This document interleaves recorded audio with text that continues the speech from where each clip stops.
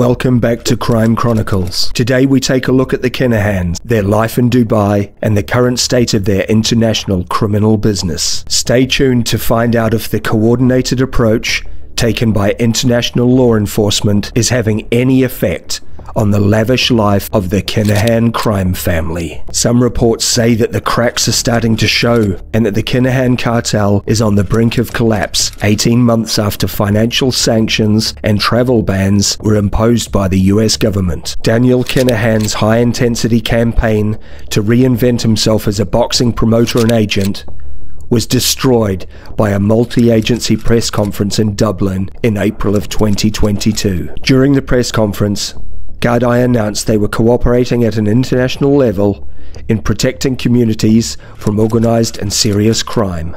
Their new initiative was aimed squarely at the Kinahan crime organisation and saw the Gardai partner with the US Treasury, Europol and the UK's National Crime Agency. Police forces across the world have been working to shut down the Kinahan Cartel and their associates since Christy Kinahan Sr. and senior members of his gang were sanctioned by the United States.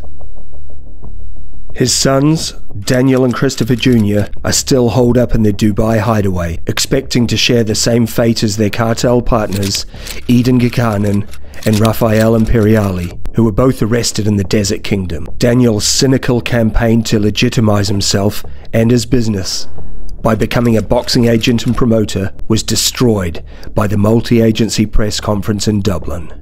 Just weeks beforehand, Daniel Kinahan had posed for photos with Rai Taimur Khan, the Provincial Minister for Sports and Youth Affairs for the government of Punjab, and World Boxing Council President Mauricio Sulaiman Saldivar.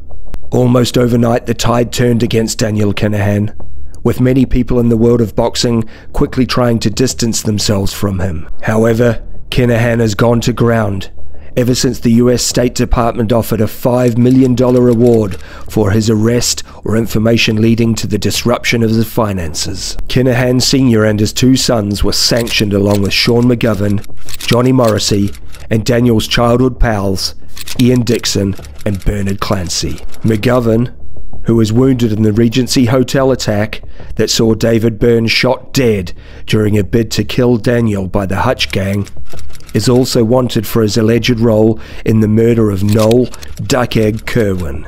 Additionally, MTK, the boxing firm Daniel helped set up with boxer Matt Macklin, didn't survive the fallout and closed very shortly after the sanctions were put in place. Boxers and managers publicly affiliated with MTK and Kinahan also found themselves on a no-fly list to the US, cutting off a huge chunk of potential earnings. While the Kinahans have successfully kept a low profile since April of 2022, police in several countries have been working together to dismantle their multinational drug cartel. In November of 2022, the pressure being piled on the cartel became public knowledge following the announcement of Operation Desert Light, which saw 49 high-profile arrests in Dubai. Significantly, it also saw the arrest of Ryan James Hales, who was alleged by Spanish police to have led a significant cartel money laundering operation in the country. Known as Robo on intercepted encrypted messages, he was also alleged to have been the link man with the cartel's main supplier in Panama, where cocaine was shipped to ports in Europe. The group is suspected of shipping 10 tons of cocaine, worth an estimated 760 million euros, through the country in the space of just 2 years. It is likely to have dealt a devastating blow to the Kinahans' cash flow, and that wasn't helped by the arrest of Johnny Morrissey the previous September. The veteran British criminal, who was an early target of the Irish Criminal Assets Bureau in the 1990s, had also been considered a key figure in the cartel's operation. Thought to have been laundering as much as 350,000 euros a day, his Nero Drinks firm was also put on the sanctions list. Not all this money was laundered on behalf of the Kinahan Cartel, as Morrissey is also believed to have had contact with other criminal organizations. Following his arrest, at which members of the US Drug Enforcement Administration were present, Morrissey also faces the possibility of being extradited to the US. Then the news in December of 2023 that former super cartel partner Rafael Imperiali had agreed to tell all to the Italian authorities added to the Kinahans' woes. Recently, Gardai Commissioner Drew Harris has said that the Kinahan Cartel is much diminished from what it was a few years ago, and that significant advances had been made in bringing charges against its leaders. A Gardai detective superintendent is expected to be appointed to work in Dubai, helping police forces there to gather and make use of evidence and intelligence. Dubai has been a popular destination for Irish criminal kingpins, as there is not an extradition treaty between Ireland and the UAE. There was also very little cooperation between the Dubai police and investigators from other nations. But recently, this has started to change. Due to the high profile of the Kinahans, and the coordinated investigation announced at the Dublin press conference, authorities in Dubai have frozen a home owned by Daniel Kinahan, and now a US lawyer hopes to use it to give money back to Kinahan victims.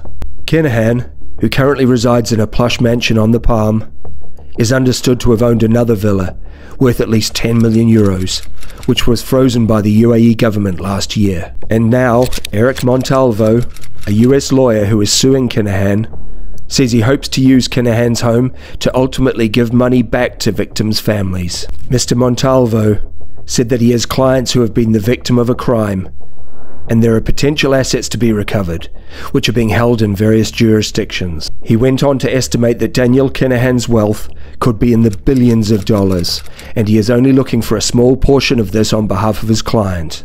The seized villa is believed to be one of several assets that were subsequently frozen by the UAE government, along with bank accounts and other properties. US lawyer Eric Montalvo is suing former boxing firm MTK Global and Daniel Kinahan on behalf of promoter Moses Heredia, who is seeking damages of up to $20 million for the alleged poaching of boxer Jojo Diaz. The Heredia brothers claim Diaz was poached by Kinahan, who used money garnered from criminal activity to run his boxing empire. Eric has previously stated that the Heredia brothers wish to give some of those damages back to the families of innocent victims murdered by the Kinahan Cartel in Ireland. The sudden decision by the UAE to take action against the Kinahan Cartel raises the prospect of its leaders being extradited to Ireland or another EU country. One Gardai source said he believed the Kinahan Cartel leaders would eventually leave Dubai in favour of a country so hostile to the US and EU that their extraditions would be unthinkable. However, he added if the Kinahans took some time to uproot from Dubai, probably to the Far East, the Americans may apply intense pressure seeking their arrest in the UAE. They can't travel, their property is being seized, and their criminal business is being decimated. Many of their key associates are either dead or in prison, and they have huge bounties on their heads put up by the American government. As the walls close in, things are finally starting to look bleak for the Kinahans. Thanks for joining us today on Crime Chronicles. Don't forget to like, share, and subscribe.